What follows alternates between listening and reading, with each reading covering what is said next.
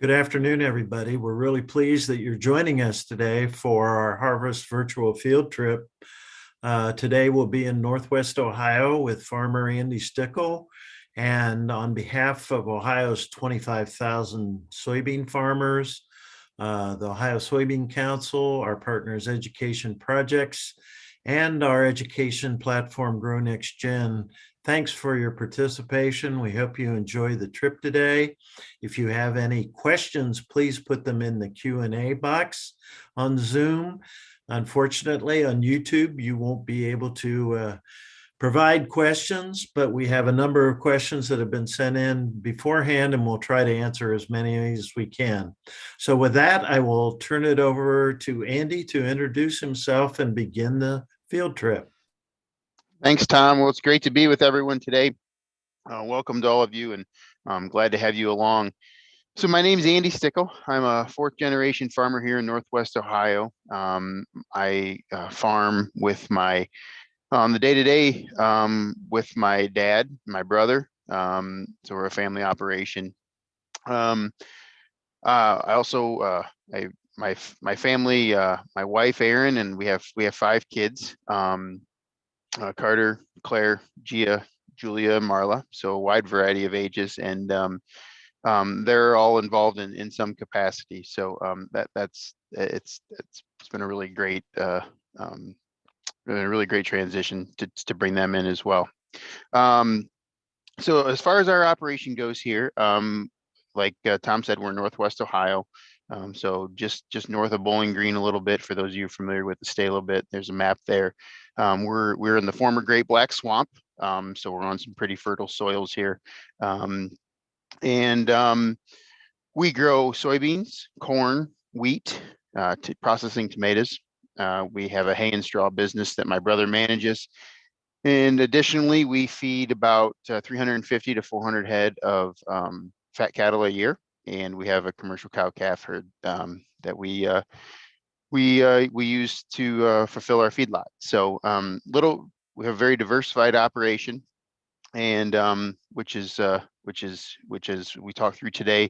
Soybeans are a part of that as a rotational crop and some other things. But unfortunately, we will not be harvesting today because it is a very gloomy, wet 40-degree day here in Northwest Ohio. I'll flip the camera around here in a little bit and show you the sky. So we've had rain the last couple of days, but harvest so far for us, we're about 25% complete on soybeans. We have not taken off any corn. Our processing tomatoes are all finished up for the year, but so we're making good headway. It's been an interesting summer with ample rain. Yields have been good here. And so that's been a pleasant surprise. So as we move along, a couple of just odds and ends things we're going to do here today. We're going to talk through the plant growth stages here in a little bit. As we get out of the combine, I'm sitting in the cab right now. I'll talk through how the combine works, how we harvest the soybeans, and how they get to their end user, and ultimately to some of you guys here as the consumers. So as Tom said, if you have any questions, please put them in the Q&A, and we'll try to get through as many as we can. So I'm going to hop out of the cab now, and we're going to kind of go look at some soybeans and talk through some of the growth stages and how we got to where we're at today. So I'm going to flip the camera around here.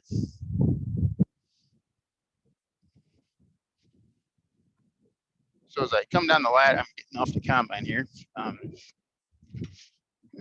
So this is a field that we started harvesting on Monday. It's a little over 2/3 done.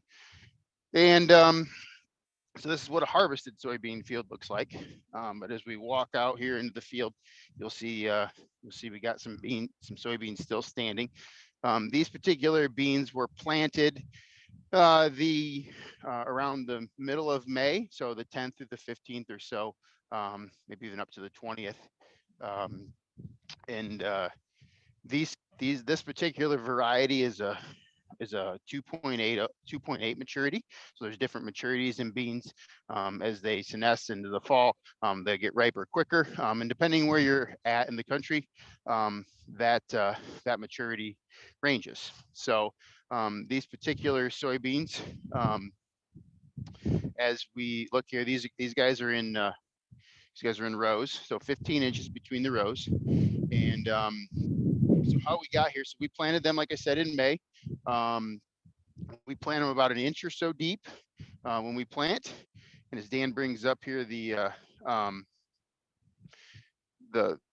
pictures you guys see here, those are germinated soybeans, freshly germinated soybeans on the screen there. And then we're past the cotyledon stage with the first couple true leaves here. And so that's pretty early on in the growth stage. There's some more. So that's a freshly emerged soybean with the cotyledon sticking out. So again, same picture here. So those little cotyledons there, that's what gives the plant its energy to get going after it emerges and things. So, and then you can see the first true leaf coming out. So as the summer progresses, so this particular picture right here may only be a couple weeks after soybeans have been planted. Just depends on the growing conditions early on and such. And as the summer progresses, soybeans like a lot of sunlight. Soybeans are a crop that preferably you get planted as early as you can in the spring. It's a crop that really likes sunlight, likes ample moisture. They take dry weather, pretty well, but like a lot of sunlight. So getting them planted early is pretty critical. So this particular picture here is at flowering. So we have and just to give you a frame of reference, so typical beans will start to flower in July. So they'll be 6 weeks or so after they're planted. They'll get they're green all summer. Soybeans are a legume for those of you that don't know, and a legume fixes its own nitrogen, which we'll talk about here in a minute as we dig a couple harvested soybeans out, or a couple plants that we still have standing here. So, but as beans flower, so soybeans have different color flowers. Some have purple, some have gray. And there's different, like I said, different varieties. There's also different trait packages. So there are non-GMO beans, which means they're not genetically modified, versus genetically modified soybeans that are some herbicide resistant, and just different different traits that are available to us as farmers to use in our toolboxes. And everyone's different. Everyone has a preference. No one bean is better than the other. But as we talk about, like I said, on our particular operation, we grow quite a few non-GMOs. But that's just a choice for us. So as we talk about the soybean plant, and then as it flowers and it's pollinated, as you can see here, these pods are hanging on what's called a node. So each node, and beans can vary in height. So these particular beans that I have here, you'll see aren't super tall. They aren't super thick either, which is a product of the really wet weather we had in June. But as this bean I hold up here, so you can see those pods there, those green pods, that would be in August and such when the beans are filling. The most critical time for soybeans in pod fill is August. August rains are critical for us here in Northwest Ohio, and that really will help drive yield. So the more pods we can set, the more 3 and 4 bean pods we can have on each node. And like I said, just because they're short beans doesn't mean they're terrible beans or bad beans. It just depends on how well they're potted at each node. And so you can see on this particular bean here, we've got a couple pods here hanging on a couple different nodes. The picture here in the background though, so that would be August timeframe, and that they're all canopied. Typical bean height is usually between thigh high and waist high. And then as the beans start to senesce into the fall, as you see this picture here, so these are in 15-inch rows. As the beans start to senesce or die, cold temperatures in the evenings, limited sunlight as the days become shorter, all play a really big factor in beans becoming able to be harvested. And so as the fall and as the fall has come on here, we've had some really good dry weather, so beans have dried down fairly well. This background picture here is a kind of a description of the different stages. So as beans start to, you saw the picture in the couple previous slides where they're nice and green. As beans senesce or die, they lose their leaves and some branches, and so they're just left with what we see here in the field. So question, Tom, you have any questions before I talk about how we figure out whether or not beans are ready to be harvested? Sure. Has this year's weather patterns presented any challenges for you? Yes. So right here in Northwest Ohio, we really didn't start our spring until the middle of May, which is not necessarily behind. There was some work done earlier than the middle of May, but a lot of the work was done between the 15th and the 20th. And ideally, we'd like to be planting beans here towards the end of April. So we're a little bit behind from that standpoint, but it's also because we're far enough north that we want our soils to get warm enough. And then as the May and June weather transpired, we ended up with two big June rains. The first 2 weeks of June, we had 3 inches in back-to-back weeks. So as you can kind of see here, these beans are a little bit sporadic. Some were replanted, some were not, just depending. One of the things that determine that whether you replant or not is how thick the stand is. Beans can compensate for each other. They're a non-determinate type plant, so they'll branch, and they'll if they've got more room to grow, they'll end up with more, typically end up with more branches and more pods. So yes, back to the weather question, it was a little bit detrimental. However, our July and August weather was really pretty favorable. We had inch rains about every week, and I think that's partly why we're seeing some of the yields, even with maybe some stand reduction now. So, all right. Hope that answered your question. Yep. And the next question, I think you were going to go right to it. How do you know it's time to harvest? Yep. So as beans come off in the fall, like I said, and they'll get this brown cast to them, and typically the top of the plant here, I'll show you the top of this plant here. Will dry down a little sooner than the bottom plant, but typically if I'm getting ready to see if a field is ready, I'll walk out into the field and I'll take this pod. So there's beans in this pod. So as I'm holding this pod here, so you guys can see it. So there's 3 beans in here. Those kind of fell out. You see the pod kind of rolled away.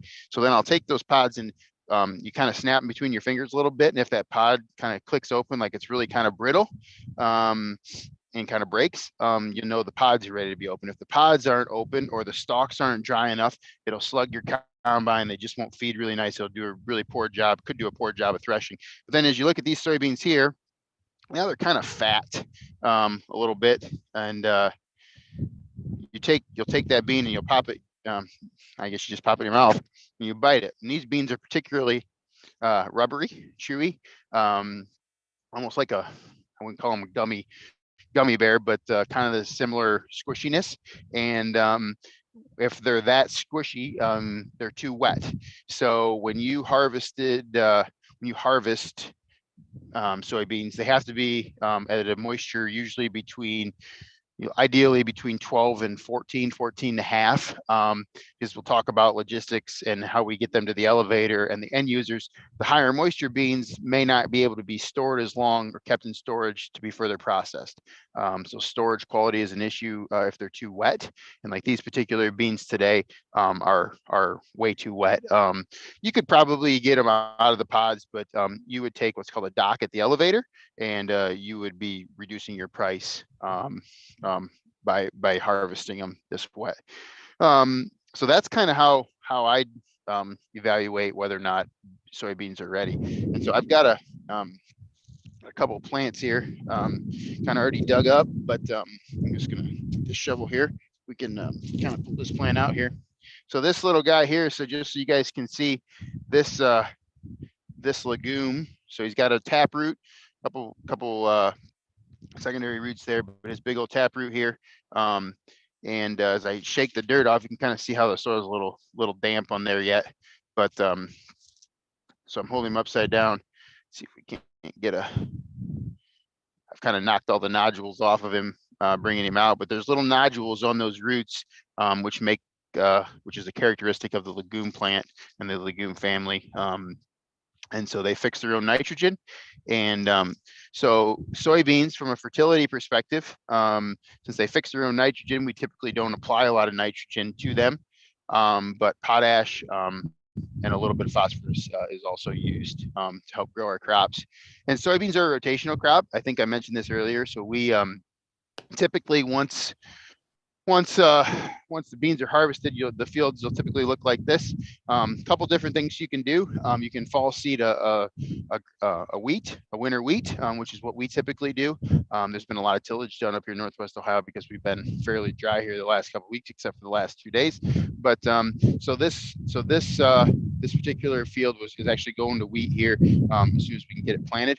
But you'll see all this fodder on the ground, and then there's nutrients still in this fodder, and so that plant still has some phosphorus and some potash. So as it breaks down, so as our soil biology, our earthworms, the microbes over the winter and into next spring as they come up, if we didn't do anything with this and just came right back in and planted it, which we're going to do here going to wheat, we'd be no-tilling that wheat. So we did no tillage.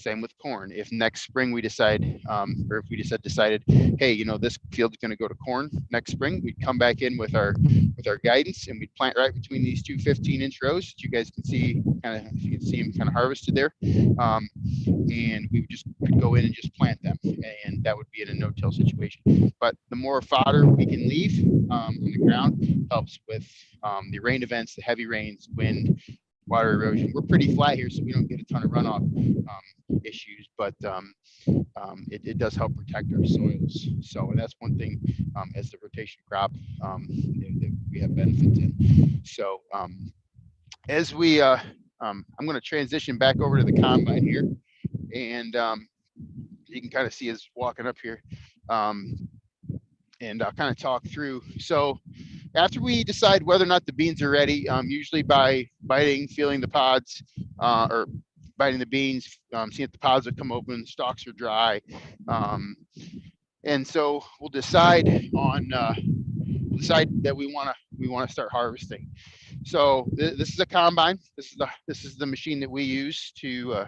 Sorry about that. This is the machine that we use to harvest, and so it's called a grain table. Okay, so it's used to harvest small grains and or soybeans. Could be used to harvest sorghum as well.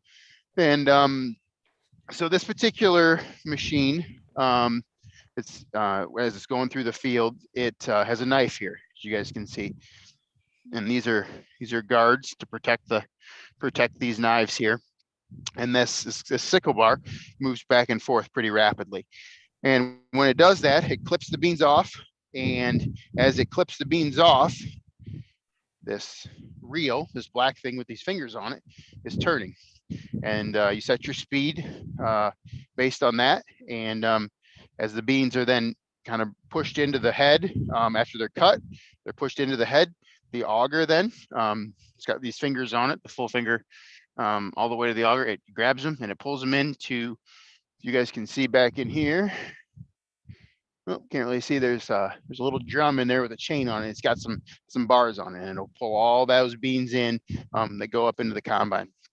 And so as it goes up into the combine,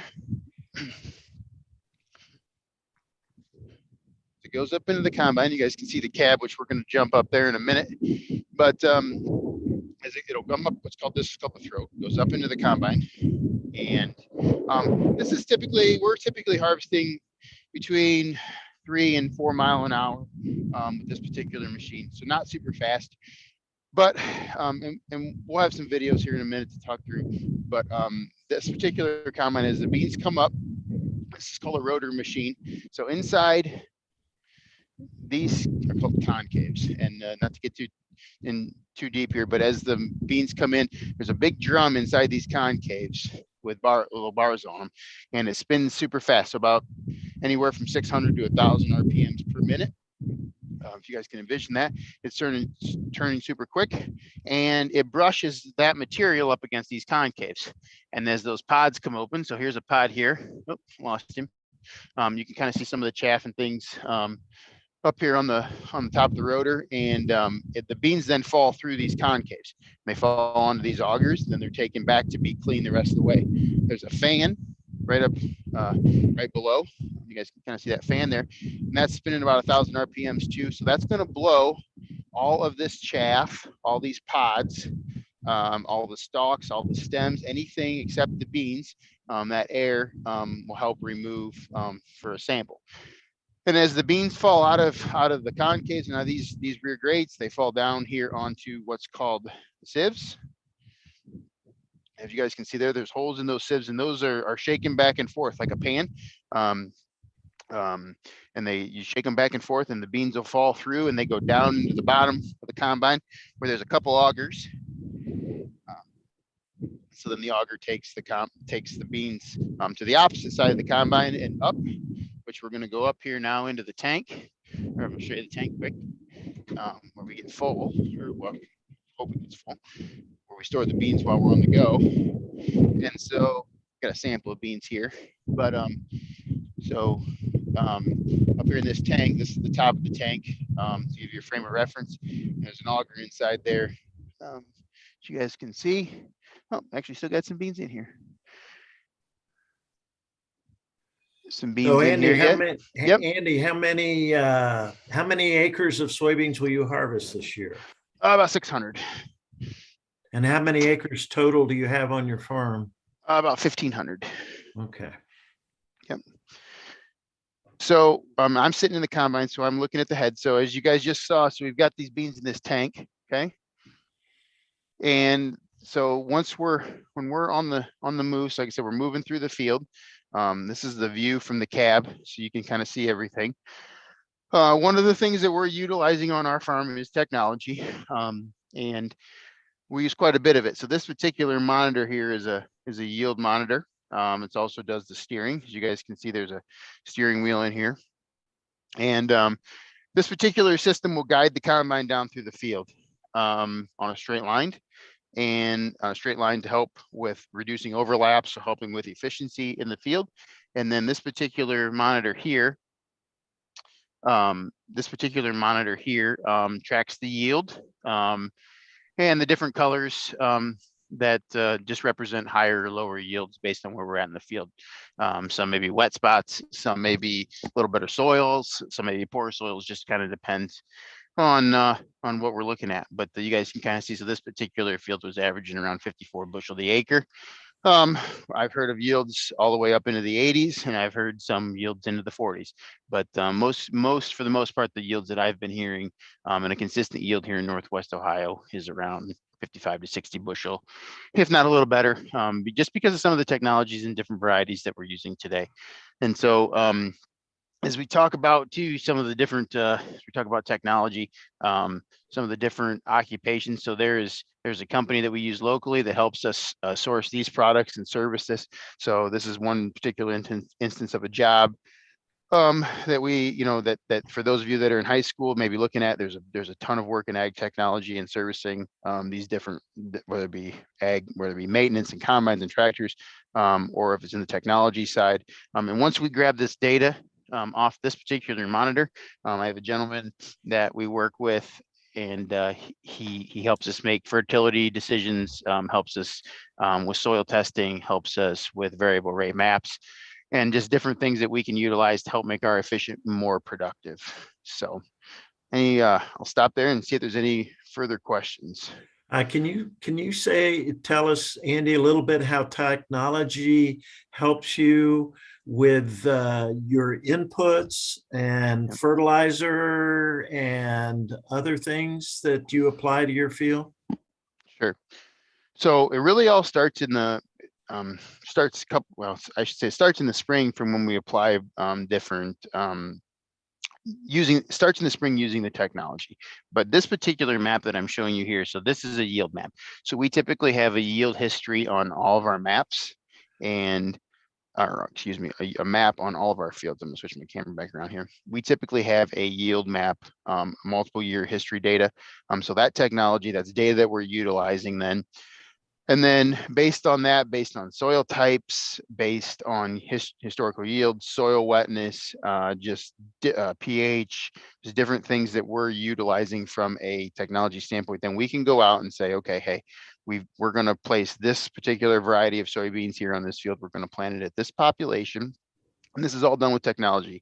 It starts, and then once we get these maps back into our agronomists and our consultants, again, more folks that are involved in the supply chain here, and jobs and different opportunities for young people to be involved in ag. And then once we grab that technology, once we grab those recommendations, we'll plug that into our planners. And then, all those, most of our particular tractors all have guidance on them. So we're reducing overlap. Our sprayer has technology on it that's reducing overlap, reducing the amount of products that we're using, just to make us more efficient. And so it's the same thing with guidance on this particular combine. This is a little bit older machine, but we're able to retrofit it so that, hey, we're taking the most, we're taking the biggest swath we can across the field so that we have minimal fuel usage, minimal time, try to make us as efficiently, do this occupation as efficiently as we can. So I hope that kind of answers your question. The technology that we're using today is we're using it in everything, from spray records on your phone to these kind of yield maps to fertility recommendations. I could probably talk for another hour on exactly how we're using technology. So plenty of opportunities for young people to become involved in ag. So Sure.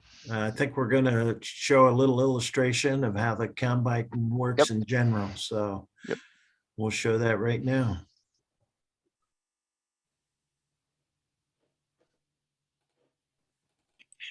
All combines must perform 3 vital tasks to effectively harvest a grain crop: feeding, processing, and cleaning. The feeding system works by gathering the crop from the field and delivering it into the combine. The head gathers the crop by stripping, cutting, or picking it up off the ground. Different heads must be used for different types of crops. Once gathered, the feeder house receives the crop from the head and moves it to the processor for threshing and separating. All combines have a processor, generally a cylinder or rotor, designed to gently remove or thresh the grain from the plant. The rotor rotates in one direction, processing the crop material. As the material moves through the rotor, it rubs across a metal grate or concave. The rubbing action removes the grain from the plant material. The grain and some small material other than grain, known as mog, falls through the concave, where it's permanently separated from larger plant material. The larger straw and mog moves toward the rear of the machine for discharge.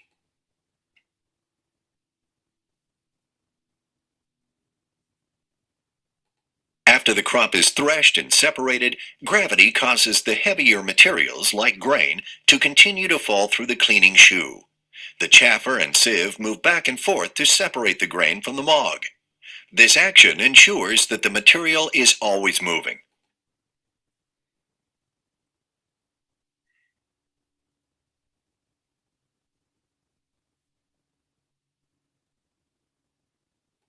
Once the grain is clean, it moves to the grain handling system for storage and transfer. The grain remains in the grain tank until it's offloaded using the unloading auger, which swings out from the combine over a grain truck.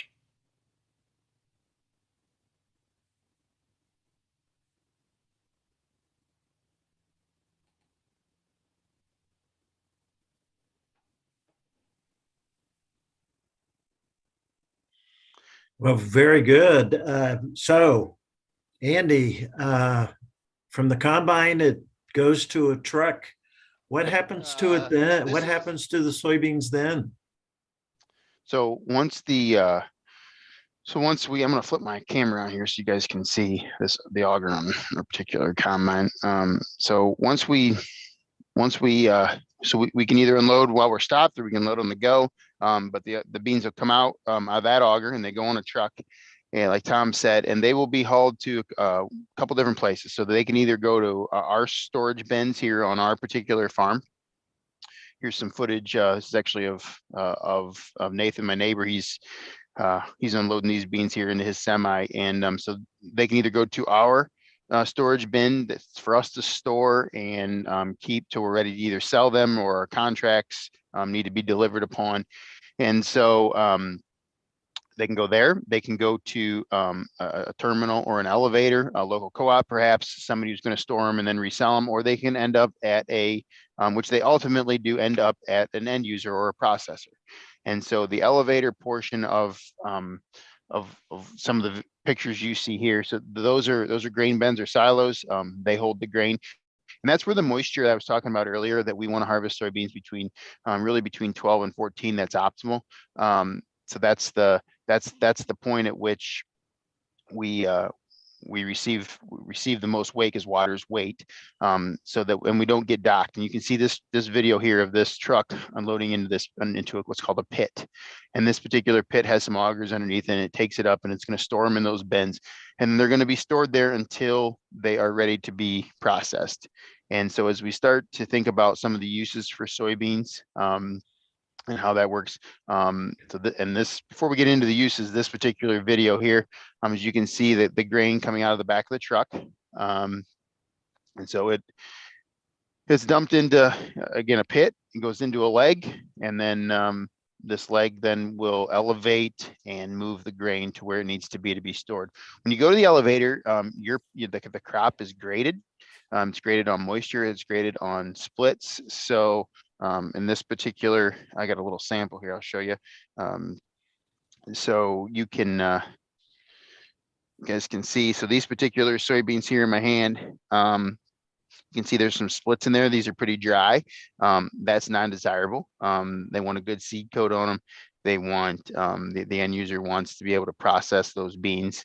So all these steps, though, are part of the logistics process.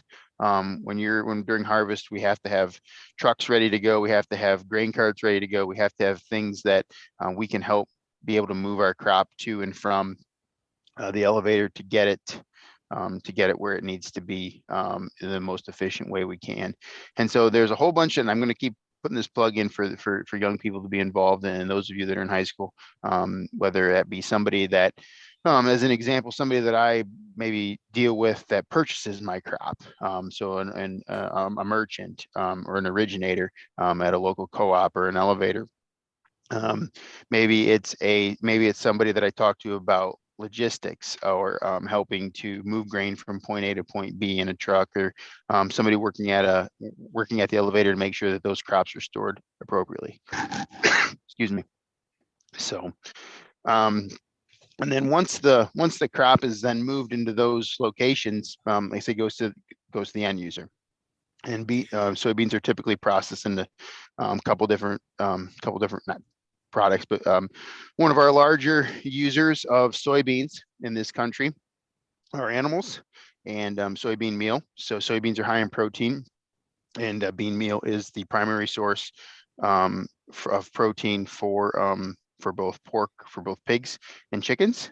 Some are used in beef for feedlot diets too, but these particular critters eat a lot of soybean meal that we produce. We also export quite a few soybeans. There's soy and there's different soy foods. There's soy based, there's soy milk, tofu. There's just different things that we can process beans into.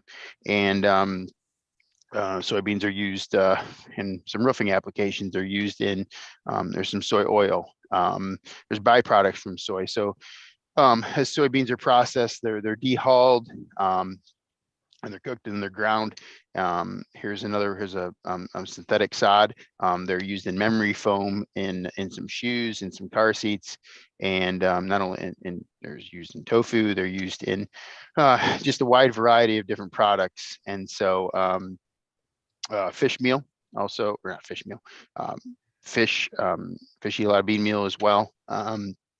Just different things, different places we use. And I said we also export a lot of our soybeans. So one of the things that we do is we host different folks in different delegations and things. One big one I completely forgot to add was biodiesel. So clean renewable energy that's powering our trucks, our combines, our tractors, and vehicles that are on the road. So lots of different uses for soybeans, and all that entire industry, from the further processing and manufacturing side of soybeans, takes a lot of different steps. There's a lot of folks involved in that particular industry. So Any other questions, Tom, before we? Sure. And I just want to add a few things. Andy, you've done a good job of running through things.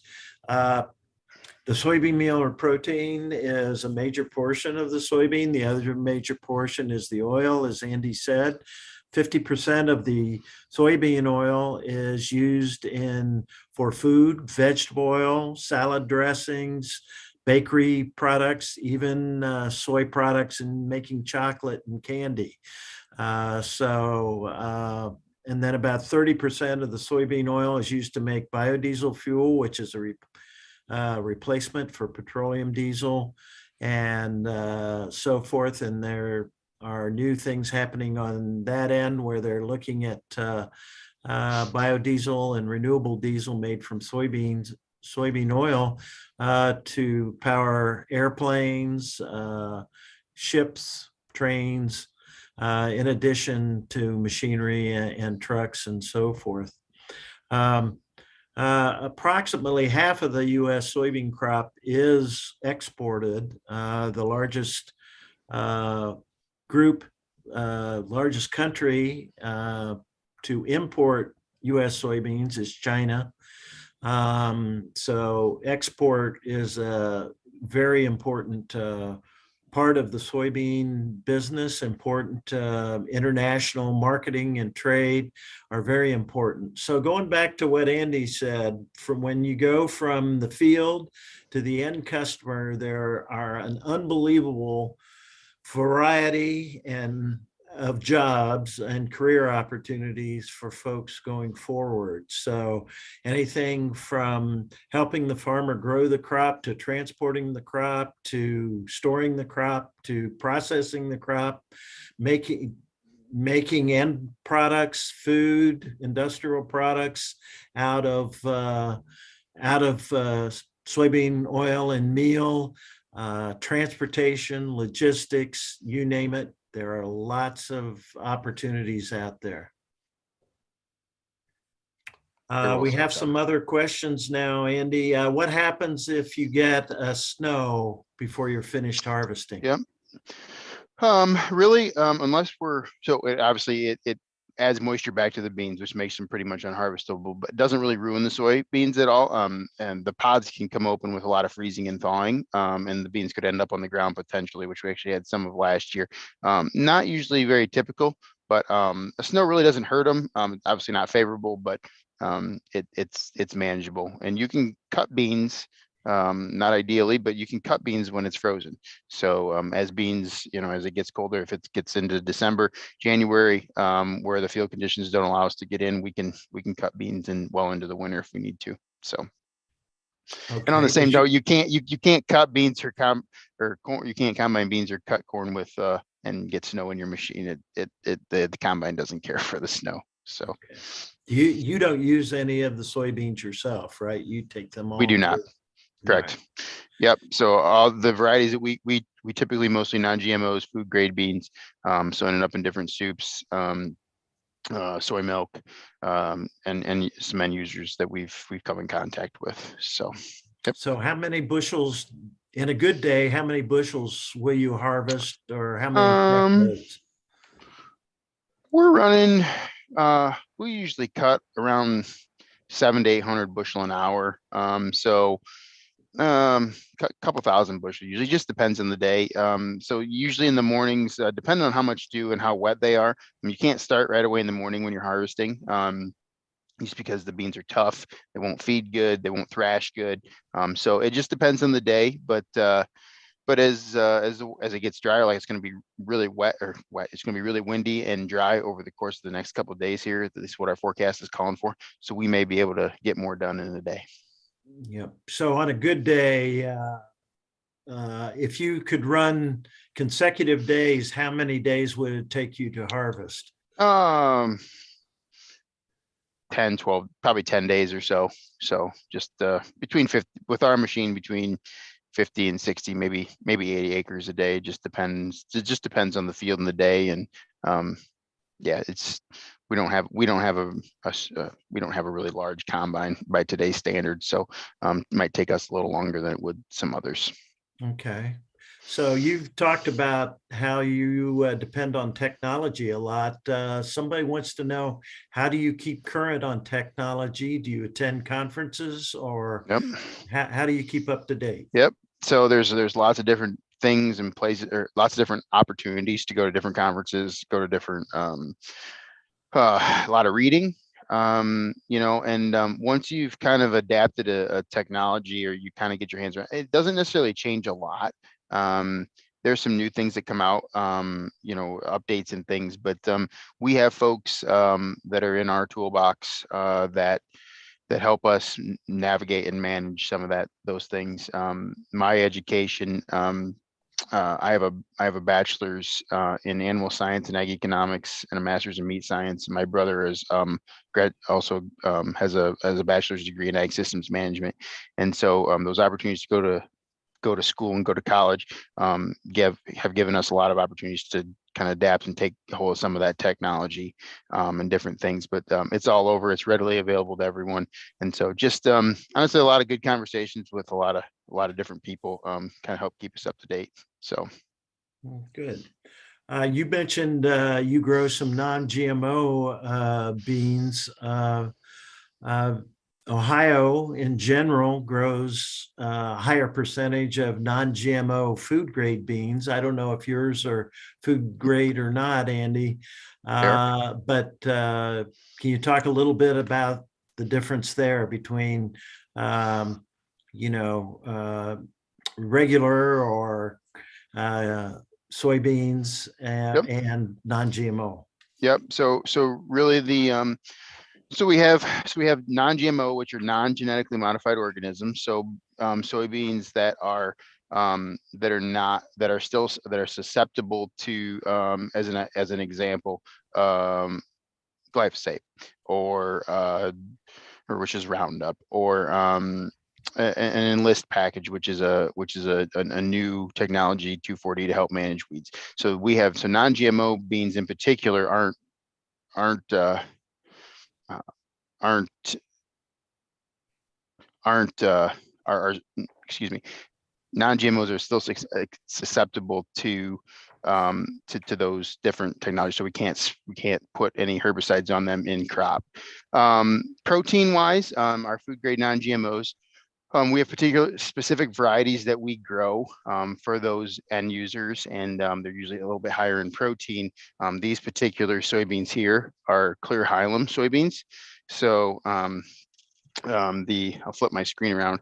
So the soybean itself on the hilum is clear. So like if you're using it for soy milk, there's no dark hilum, versus what we're cutting in this particular field here. Those are dark hilum soybeans. And this field is not a food grade bean. Well, it might be a food grade bean. It's going to end up in food some point. But these particular beans that I had here in my hand are used in soy milk. And so the other difference is in the breeding program, soybeans are really all the same. So as far as new technology in what I call non-GMO soybeans, as far as helping us manage pests and diseases, different root diseases, different leaf diseases. There's still breeding going on to help develop those varieties to help make non-GMO beans still very, very viable. Really, they're not better or not worse for anything. They're just for different uses. They're different programs. Non-GMO beans typically have a little more weed pressure, depending on where you're at and some of your choices. But as far as managing diseases and pests and fertility, whether you're planting non-GMOs or GMOs, it's all the same. Really, the only difference is the in-season application of herbicides. So, okay. One last question. Can you talk a little bit about how you're eco-friendly, or what you do as far as the environment concerned? You're relatively close to Lake Erie, so water quality and yep. so forth. Yep. So water quality is a big deal for us here in Northwest Ohio, with the lake and the algal blooms, different things. We are heavy users of no-till. We've recently begun doing more strip till, so minimal tillage. We still do some tillage. We still do some full width tillage. We're using cover crops, so different cover crops that we use is cereal rye, clovers, some Sudan grasses, just different things that we're using to keep cover on the ground year round. Helps manage our, as I talked about earlier, help manage the rain, help manage erosion, help keeps our nutrients in the soil so they don't, so they're not getting away.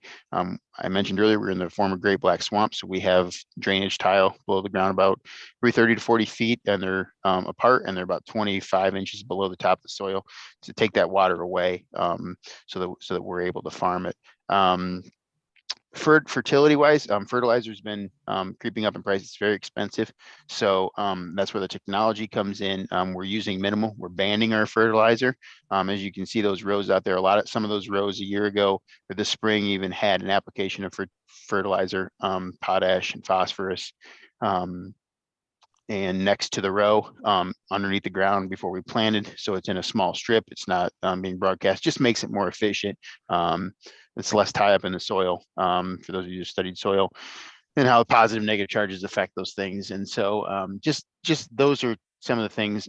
Cover crops have been a big benefit to us over the last probably 5 to 10 years now, that we've really started, that we've been using them. We don't cover every acre with cover crops, but keeps a living, growing crop. Crop rotation is another big, some biodiversity with corn, wheat, soybeans, some alfalfa for us. And cover crops have added that diversity into those folks back into their operation that maybe don't have wheat in their rotation, or some of these other alfalfas or different things. So. Very good. Thanks very much. Well, with that, I think we're due to wrap up this virtual field trip. We want to thank everybody for participating today. Thanks to Andy for being our host on his farm today. We really appreciate all you've had to say, Andy, and answering the questions. Thank you to Dan, our director producer, Heather, who has helped answer questions. On behalf of Ohio soybean farmers, we encourage you to go to grownextgen.org for all kinds of materials and classroom activities and curricula and career information about soybeans and agriculture in general. Thanks for attending today. Please go to grownextgen.org. Thanks, everybody.